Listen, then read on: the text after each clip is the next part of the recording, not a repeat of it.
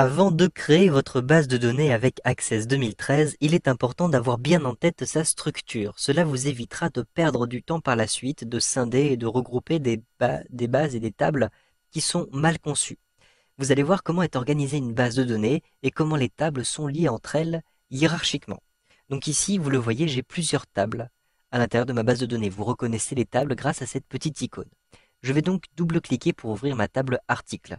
J'ai donc, vous le voyez, différents articles avec à chaque fois le prix, à chaque fois la marge, les différentes indications qui concernent le prix et même la référence du fournisseur.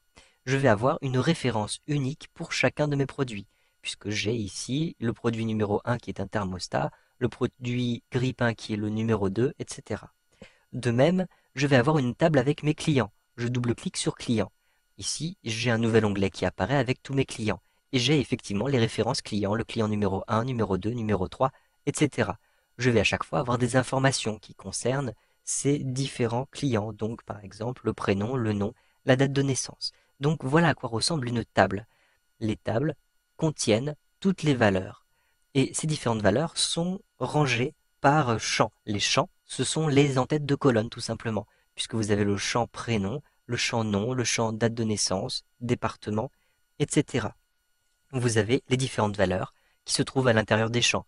Jura, par exemple, il s'agit d'une valeur de département pour le client numéro 4. Sophie, c'est une valeur. 4, c'est aussi une valeur. Ici, vous avez des valeurs un petit peu particulières quand il s'agit des références. En effet, il s'agit de ce qu'on appelle une clé primaire. Chaque élément est unique.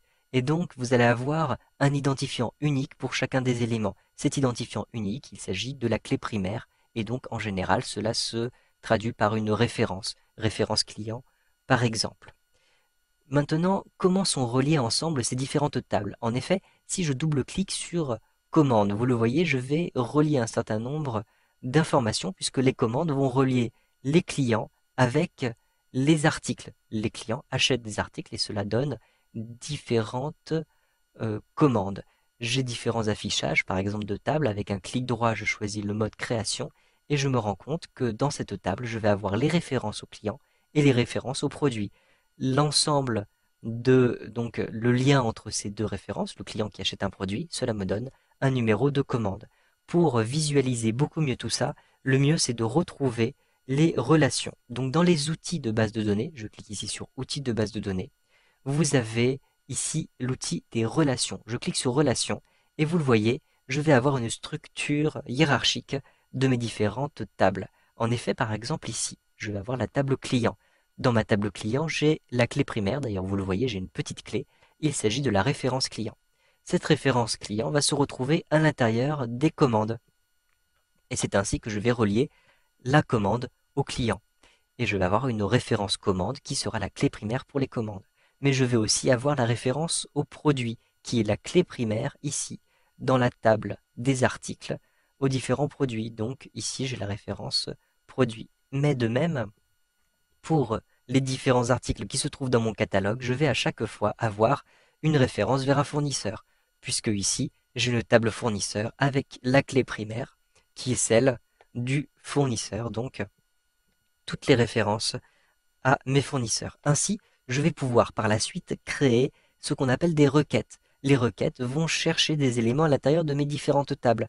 Je pourrais ainsi retrouver dans ma commande, par exemple, les références du fournisseur. Je pourrais savoir que le produit qui a été commandé a été envoyé d'un fournisseur qui habite tel département, par exemple. Donc tout d'abord, je vais fermer ces différents éléments et je vais enregistrer. Il faut bien sûr fermer et sauvegarder les relations avant de pouvoir ouvrir une requête. Je ferme ces différents éléments, comme ceci, pour ne plus avoir de table ouverte. Cela me permettra d'ouvrir mes factures. Je double-clique ici pour ouvrir mes factures.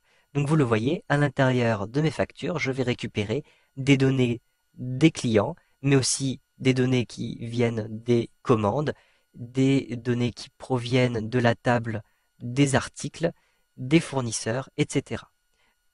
Avec un clic droit à cet endroit-ci, je peux basculer en mode création. Vous allez voir à quoi cela ressemble. Effectivement, je vais retrouver ici les différents liens entre mes différentes tables. Et ensuite, pour chacun des champs sélectionnés, je vais avoir en dessous le nom de la table. Table client, table commande, table article, etc.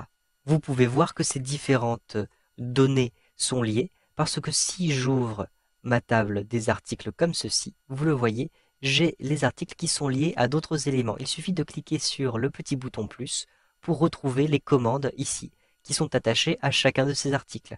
Lorsque vous avez comme ceci des petits boutons plus qui apparaissent, cela signifie que vos différentes tables sont liées entre elles et les éléments liés peuvent apparaître ici hiérarchiquement à l'intérieur de cet affichage des tables. Vous savez donc maintenant comment s'organise la structure d'une base de données avec Access 2013.